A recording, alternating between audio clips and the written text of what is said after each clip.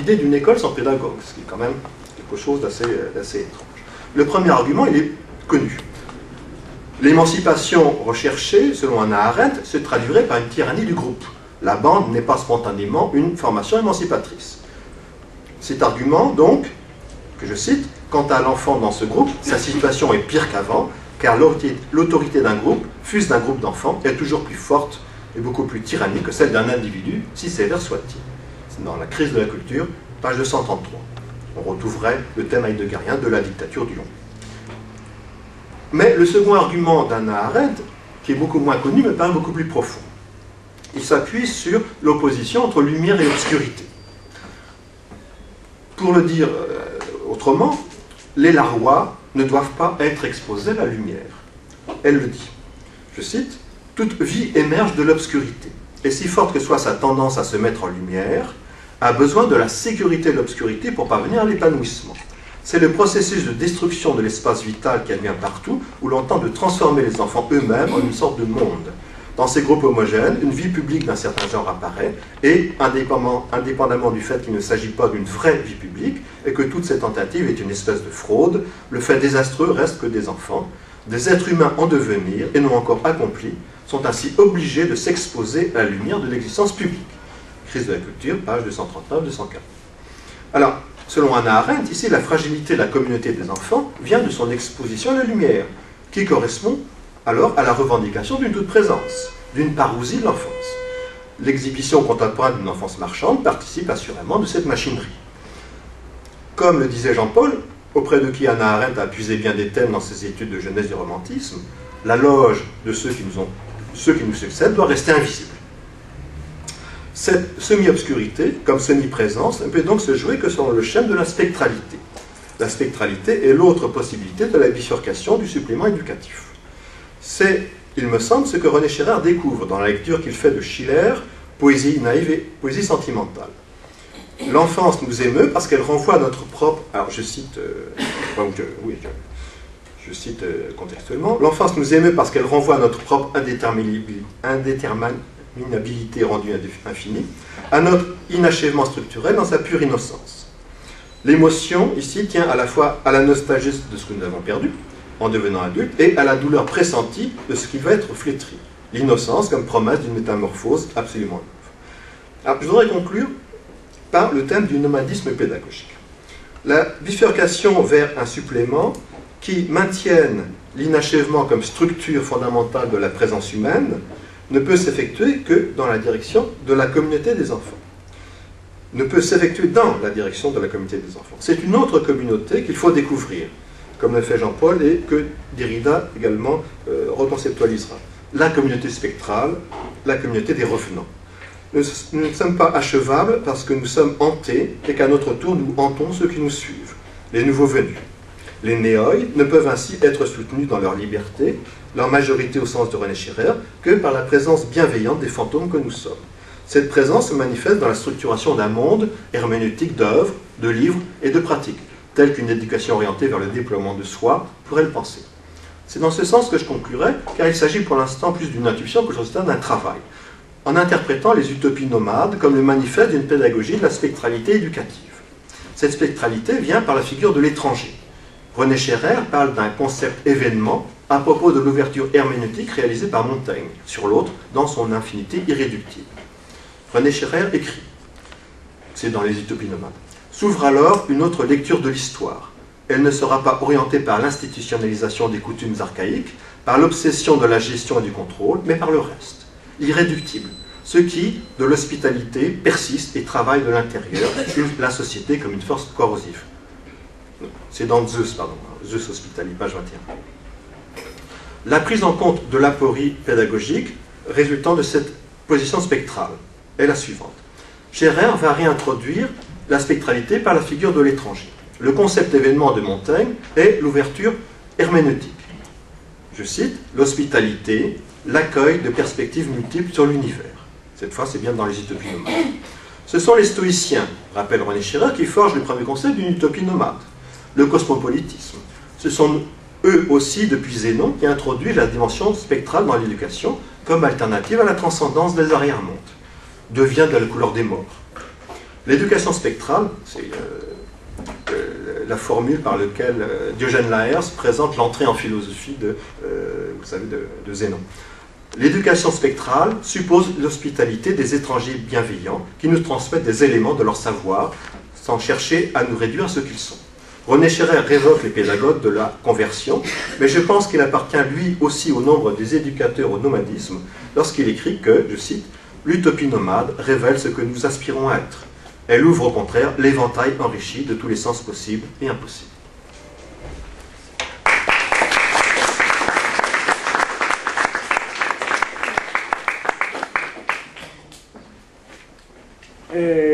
Oui, je suis amené à dire quelques mots,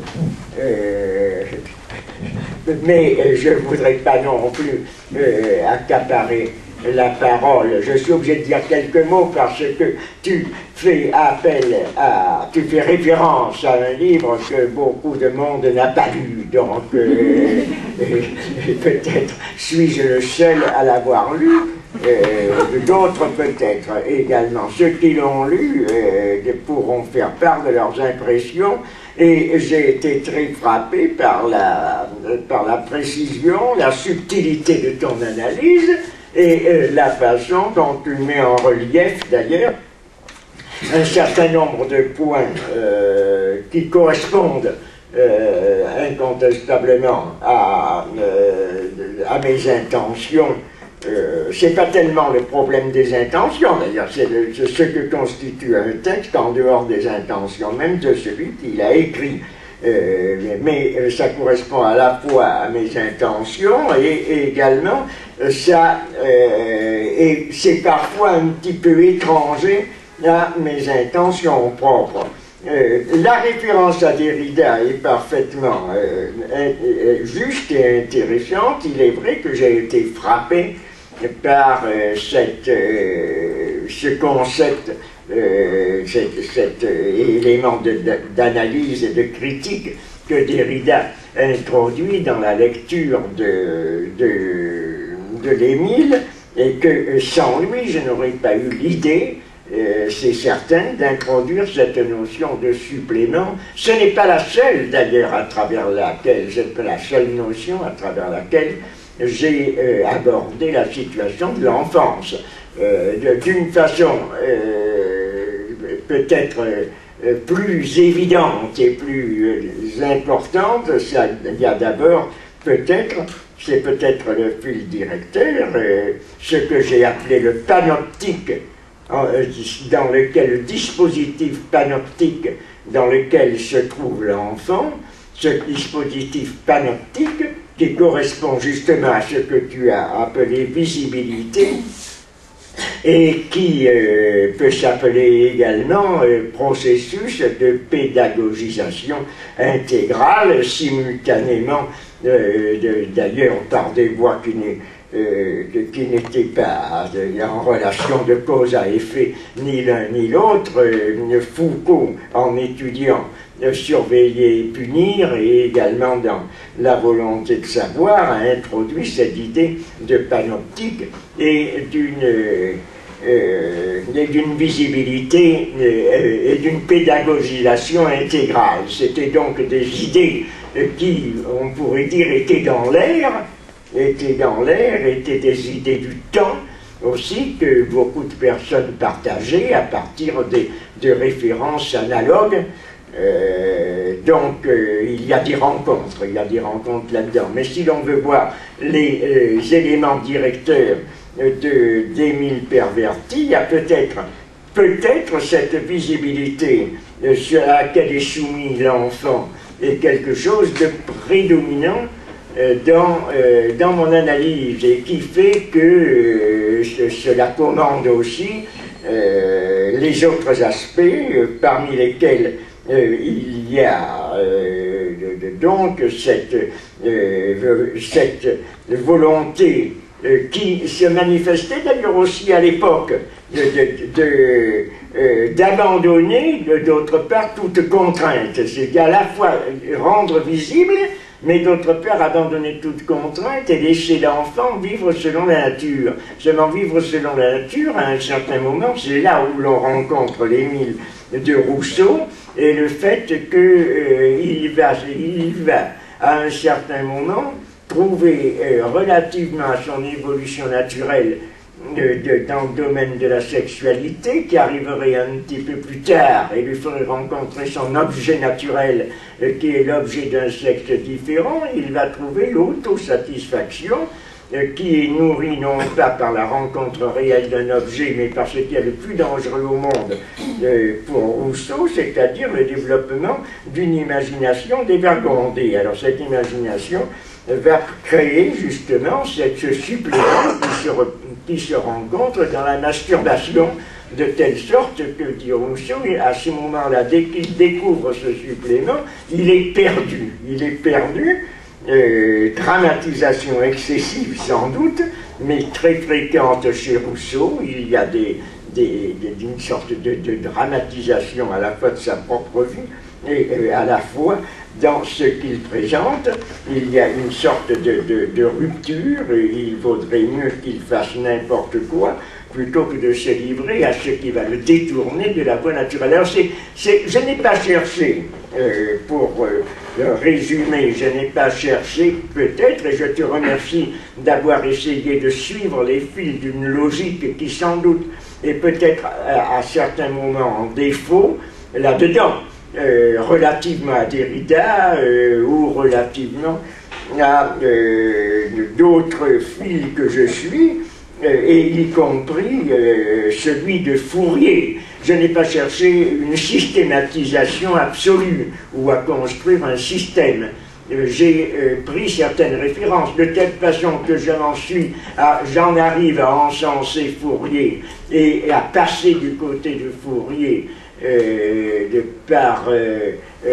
à un certain moment, à l'agréger en quelque sorte à mon propre développement, alors que paradoxalement, il va à l'encontre, puisque chez Fourier, il y a une société qui est précisément fondée sur la publicité, mais il écrit également pourquoi cacherait-on ses penchants, c'est chez Fourier, pourquoi cacherait-on ses penchants une fois qu'on sera libre de les déclarer. Donc il y a publicité, mais c'est le contraire d'une publicité de l'enfance. Lorsque chez l'enfant il y a publicité, c'est parce que le fait que ces actes soient rendus publics va permettre de les redresser, de les corriger, tandis que chez Fourier c'est quelque chose qui va être transformé par la simple disposition de ces actes à l'intérieur d'autres formes, d'autres agencements collectifs qui sont ceux justement de l'éducation harmonienne, qui là aussi pourrait se rencontrer avec la critique que l'on peut faire de la contrainte très forte que crée le socius, c'est-à-dire l'enfance elle-même sur l'enfant, et qui, à certains moments, est plus violente, plus forte, plus rigoureuse, plus intransigeante que la contrainte des adultes. Mais le problème aussi n'est pas là. Le problème essentiel va être de montrer que Fourier choisit comme base de la connaissance de l'enfant non pas le rapport duel entre l'enfant et son accompagnateur, c'est-à-dire le précepteur idéal, fictif, d'ailleurs dans une grande mesure, mais choisit son milieu vrai, naturel, ce milieu naturel qui est l'exercice de ses passions, et qui est celui du collectif, qui est celui des bandes. Il n'y a pas non plus de communauté enfantine au sens propre du terme. La communauté chez Fourier n'est jamais purement enfantine, elle est toujours introduite à l'intérieur de la communauté dans son ensemble. Donc ce sont des éléments que j'ai choisis et qui constituent des points de repère pour mon analyse. Je n'ai pas, et c'est pourquoi j'ai été très intéressé par ce que tu proposes, parce que je n'ai pas cherché à construire, à articuler, à accorder peut-être sans contradiction, ou sans heurts, ou sans difficulté, ces différents éléments les uns avec les autres. Donc, je ne vais pas discuter là-dessus parce que ça serait dans le détail très intéressant de le faire, mais ça nous mènerait beaucoup trop loin. Je dirais donc que peut-être que je te donne entièrement raison dans les éléments critiques que tu donnes.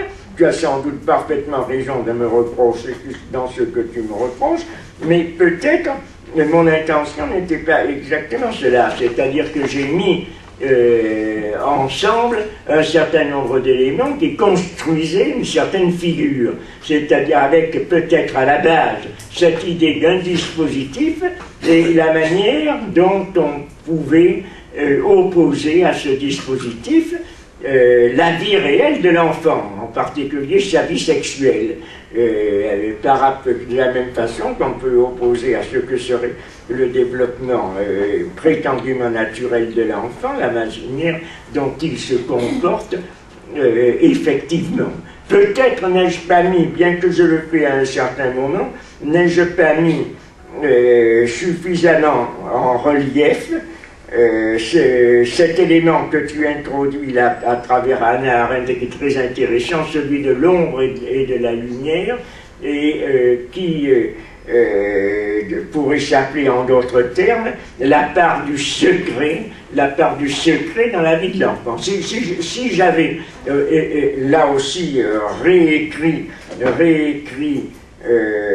Émile Perverti, j'aurais peut-être insisté là-dessus. Il me semble que lorsque j'ai fait ensuite, non pas dans Cohiré, qui a été fait avec Guillaume Kelgen, mais ensuite lorsque j'ai fait Enfantine, dont on parlait ce matin, en reprenant le titre de Valérie Larbaud, j'ai sinon fait une analyse réelle, une analyse en forme de cette notion de secret, mais tout au moins indiquer la part de secret, c'est-à-dire de non-visibilité qui était importante dans la vie de l'enfant et dans la façon dont on pouvait concevoir une éducation qui soit une éducation libre et non pas une éducation qui serait simplement une adaptation à la vie sociale. Donc, je termine là, c'était pour te montrer l'assentiment, l'accord que j'ai par rapport à ce que tu dis. Donc, il faudrait discuter d'ailleurs en détail, mais on ne peut pas le faire ici, ça serait trop fastidieux et ça serait peut-être beaucoup trop long.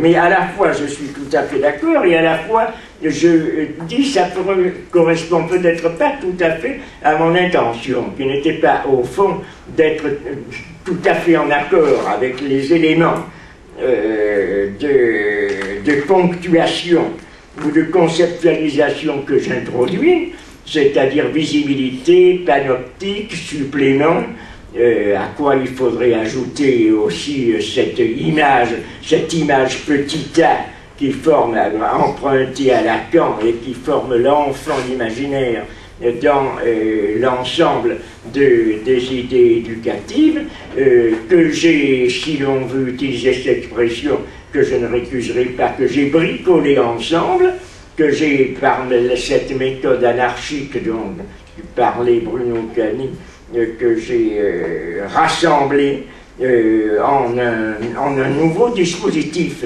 et en un nouvel agencement qui est centré justement à la fois sur l'hommage que je rends à travers Émile à l'œuvre de Rousseau, qui est une œuvre tout à fait considérable et que je considère comme une œuvre majeure, donc je suis loin de la refuser, mais en même temps, les failles par lesquelles une éducation comme celle de Rousseau, même si on la considère comme une éducation négative, comme le fait la Passade, ne peut être adoptée pleinement comme un modèle éducatif.